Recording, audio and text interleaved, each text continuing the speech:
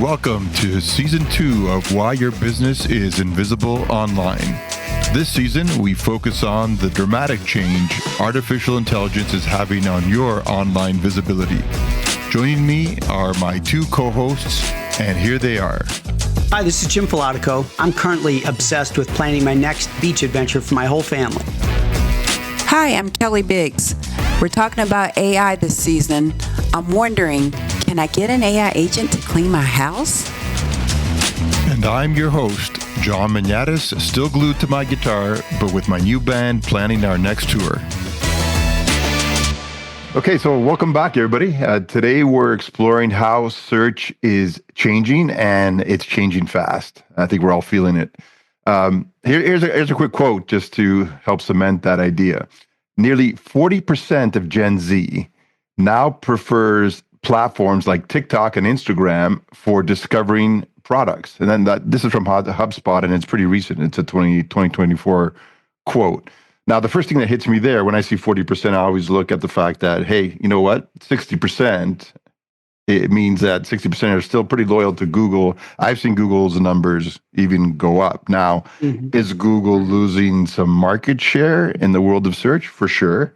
But it ain't going anywhere fast. It's still going to be around, so we still got to keep an eye on it. But that's not what this episode's all about. This episode's all about search and searching everywhere. Jim, we've heard businesses talk about multi-platform and using multi-platforms. Now, with a multi-platform presence, we see about, I think the stat is around 34% more visibility for companies that use multiple platforms than those who are just relying constantly on Google. And that's another quote from BrightEdge in 2024. The question is, why is it so important for businesses to adopt this search everywhere mindset and approach right now? What's going on in this space? What have you seen? And even if you have any examples with any clients, that'll help quite a bit too. Sure. The stats say it. If 40% of the people, the Gen Zers, are going somewhere other than Google, if you're selling Gen Zers, you sure as hell don't want to give up on that 40%. Yeah. And same thing goes with the other stat. If someone is getting more visibility by going in multiple platforms, why wouldn't you? Yeah. So it's all about just return on investment. Why wouldn't, as a business leader, why wouldn't you want to be there where more people are looking? And that's why the search everywhere has become so important. And it really started with social media. And that was the number one thing that happened. Even YouTube was a part of that. Now with AI and AI search, people are going to AI to do the same things. And so to be successful and to get as much exposure to your brand as possible, you have to be there. Otherwise, if you're not and your competitors are, you're losing out. You're losing out on market share. I mean, clients tend to get set in their ways, right? So are you finding any clients sort of pushing back a little bit and saying, look, I'm doing fine on Google. I don't know if my business is really ready to try some of these other platforms and things like that, or are most of them just embracing it and saying, yeah, throw it at me? No, I've got. I would say I have clients that are in my age group that that don't see the value. They may think that their clients or customers aren't in that space or right. Not using that for search, and some of it could be true. I mean, if you're thinking about, my hot water heater is leaking, then I think, that kind of local search probably is still Google. But if that same person is saying, can I fix it instead of calling in a plumber, they may be going to YouTube or they may be going to AI or whatever. So I have seen it. The big fear is that if they're seeing results on Google and they're seeing things grow and they're pretty happy with how much money they're spending, they don't want to spend more. Yeah, right. And so if you want to say, well, let's move, X amount of dollars towards this, then they're afraid they're going to miss out. Right. And so it's kind of hard to convince them until you can actually show them some numbers and sharing stats like we're sharing now. I think that helps a lot. But we definitely run into folks that's use the word folks, I guess. We're running into that age group where they're not convinced that that's there. So, yeah. Yeah. I mean, I've tried a few times, telling them that you're losing out on visibility if you're not starting to spread your wings a bit and get beyond Google. So I do get some of the pushback for now. I'm keeping an eye on it. As long as my clients are happy and I'm, they're doing fairly well, I'm not going to push too hard just yet. But I have told them that, if we don't eventually, you're gonna miss out, and then we're gonna have to do it all at once. So it's almost better to do it gradually. So I'll wait a couple of months and I'll have that conversation with them again, see if we can get them at least into one other medium. Hey, But John, when you have that conversation, I'll tell you what mhm, tells them every time. Just pull up ChatGPT mhm, and just say, "Look, let's just look and see what mhm, happens Mhm. if I pull up said business in your area.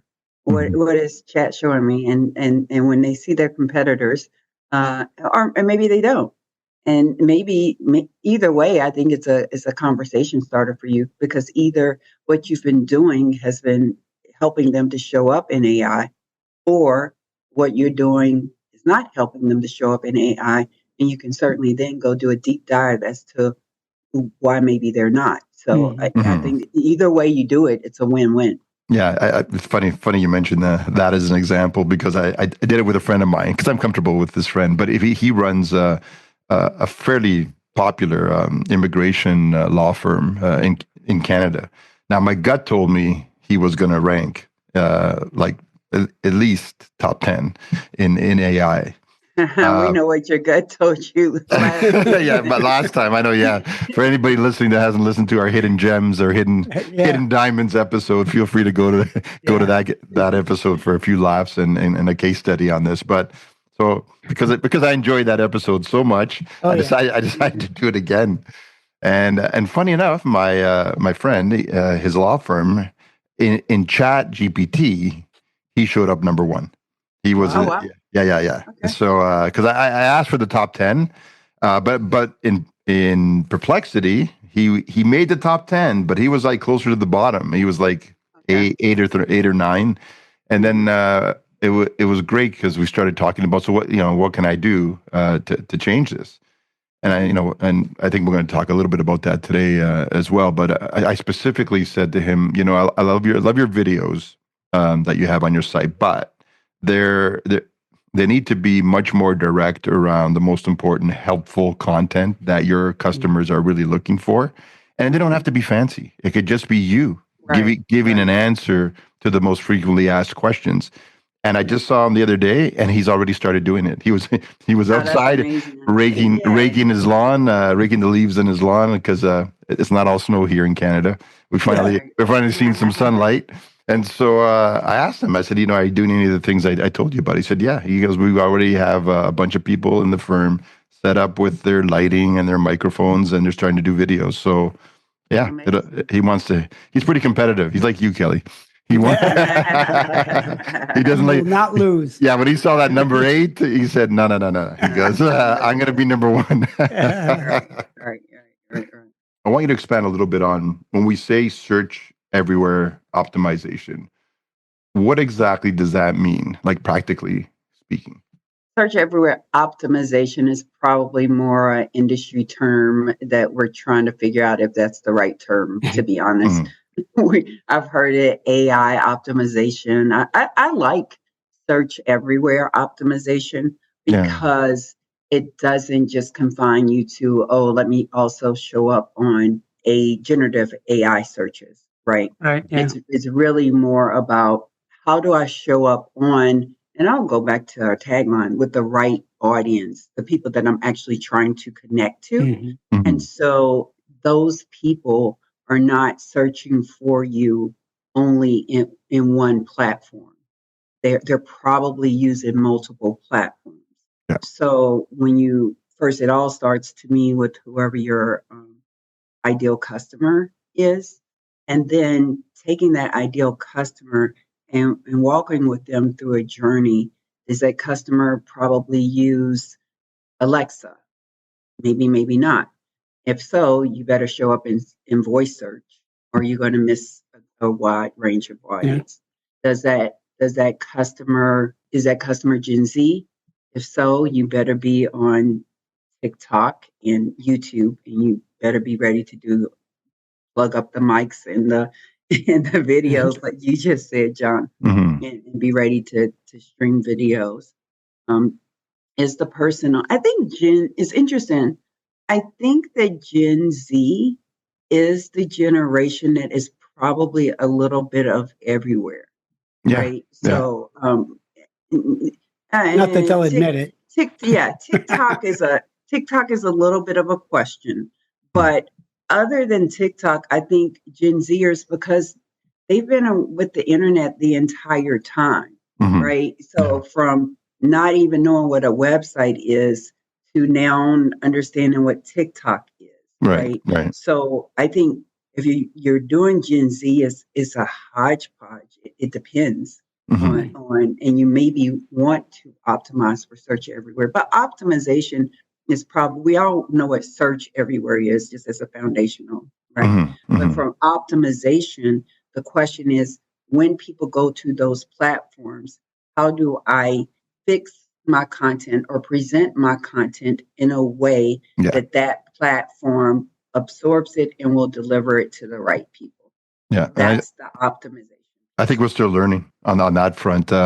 We learn things every day that, you know what, Perplexity likes this, Anthropic's Claude likes this, et cetera. Like they're all a little, they're not all the same. They're quirky. They're quirky, in terms of what they want. So, and even how do you show up in voice, and how do you show voice, up you know, all of the different.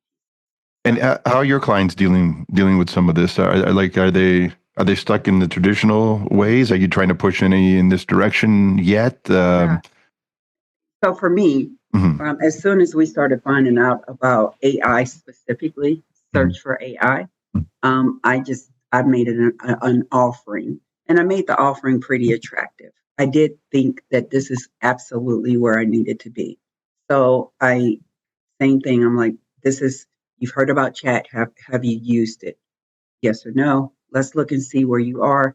For all of my clients, it's new. I'm trying to understand what it is, but I don't want you to get left behind. So I think at that time, I just charged a couple of $100 extra because I was going to have to do an extra amount of work. But at the same time, I also knew it was so important that if I'm doing this, and they're counting on us. Yeah. And so it's a two. I'm super passionate of making sure my customers succeed, but also I don't want it to be in a situation that I'm not doing it because I can't afford to do it. I also want to get paid because I'm a for-profit business. But at that time, I felt like that the couple hundred was worth the amount of work that I felt like I would be contributing. And quite honestly, at that time, 100% of my customers said yes, 100% of them. And so from that, so all of my customers are in. And now it's the only offering that I have. If you're doing search engine optimization, there is an AI component of it. I don't separate it out because it's not what's best for your business. That's right. Yeah. And that's exactly what I think all of us are starting to do. We're tailoring this approach to their target audience. And in some cases, you're right. You said it earlier. I mean, TikTok just doesn't work for a lot of them at this stage. I'm not finding any, in fact, but there will be some that are perfect for TikTok. Thank you for tuning in to Why Your Business is Invisible Online. If you enjoyed today's episode, please do us a favor and subscribe and follow us on Spotify and Apple. Be sure to share it with other business owners who might find it helpful. If you want to dig deeper, contact us at ruinvisibleonline.com. That's capital letter R, capital letter U, followed by invisibleonline.com. Or message us on our LinkedIn business profile with the same title, Are You Invisible Online?